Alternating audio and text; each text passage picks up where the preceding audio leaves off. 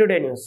కొరిసపాడు మండలం కొరిసపాడు 16వ నెంబర్ జాతీయ రహదారి వద్ద అత్యవసర పరిస్థితుల్లో విమానాలు కిందకి దిగేందుకు ఏర్పాటు చేసిన ఎమర్జెన్సీ ల్యాండింగ్ పై సోమవారం ఎయిర్ క్రాఫ్ట్స్ ల్యాండింగ్ లో ట్రయల్ రన్ నిర్వహించారు. 4 కిలోమీటర్ల మేర నిర్మించిన ల్యాండింగ్ పై 6 విమానాలతో ట్రయల్ రన్ నిర్వహించి ల్యాండింగ్ చేశారు. 528 మంది పోలీసులు పటిష్ట బందోబస్తుతో ట్రయల్ రన్ నిర్వహించారు. ట్రాఫిక్ దృష్ట్యా ఒంగోలు వైపు నుండి గుంటూరు, విశాఖపట్నం వెళ్లే వాహనాలను అద్దంకి వైపు మళ్లించారు.